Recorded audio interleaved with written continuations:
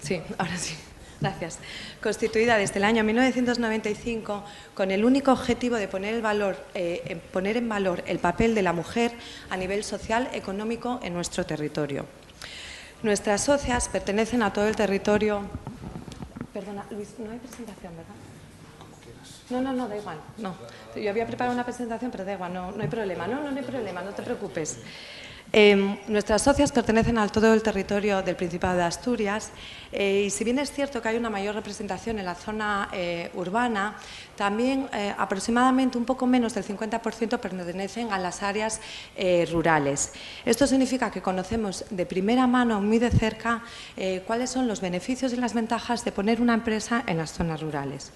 Os voy a hablar un poco de las dificultades que yo creo que todos podemos intuir, pero me gustaría dejarlas claras. Una, la falta de formación. Aquí en las zonas urbanas existen talleres y formación continua a nivel de gerencia, de gestión, de marketing y publicidad, cosa que en las zonas rurales es más complicado. Acceso a Internet. Hay muchas zonas que todavía no tienen un acceso a Internet. Las oportunidades empresariales no son las mismas. El mercado de oportunidad empresarial es mucho más reducido.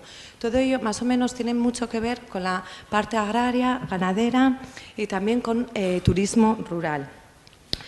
Hay muchas más dificultades en las zonas rurales que en las urbanas a la hora de sacar los permisos y tener la gestión de los permisos porque hay mayor número de trabas administrativas. Por supuesto, las comunicaciones. Cuando quieres hacer una labor comercial, los desplazamientos, los traslados son mucho mayores desde las zonas urbanas que cuando estamos en las zonas rurales cuando estamos en las zonas urbanas.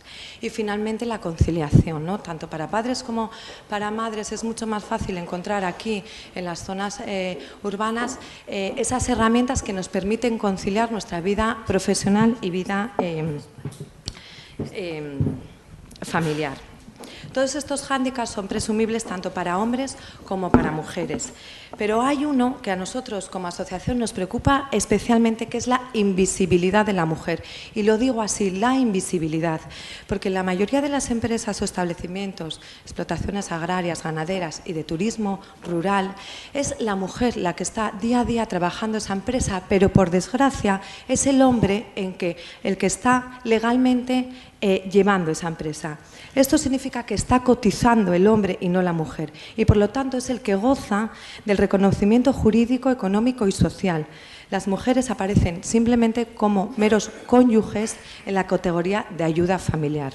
Este es un problema que se viene viendo por el Ministerio de Agricultura, Alimentación y Medio Ambiente ya desde el año 2005 y es en enero, el 5 de enero de 2012, cuando entra a vigor la ley sobre titularidad compartida en las explotaciones agrarias.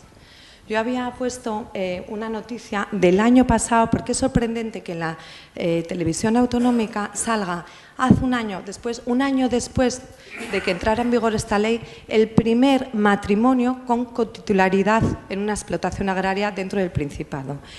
Y 2 años después, es decir, en febrero de este año, si me pasas... En febrero de este año aparece solo 3 establecimientos en donde aparece la cotitularidad. Bien, en ASEN estamos realmente preocupados por este problema, por esta invisibilidad de la mujer. Llevamos trabajando desde ya el 2003 para intentar poner en valor y que la mujer se vea, ¿no? Y el trabajo de esta mujer. Participamos en 2 proyectos y simplemente para acabar decir que creemos que aquí la Administración Pública tiene un papel muy importante que jugar tanto en programas y planes de difusión, sensibilización e información en todas esas empresas y desde luego que nosotros como asociación pues tendemos la mano para ayudarlas en poner en marcha todos estos programas y planes. Muchas gracias, Ana, muchas gracias.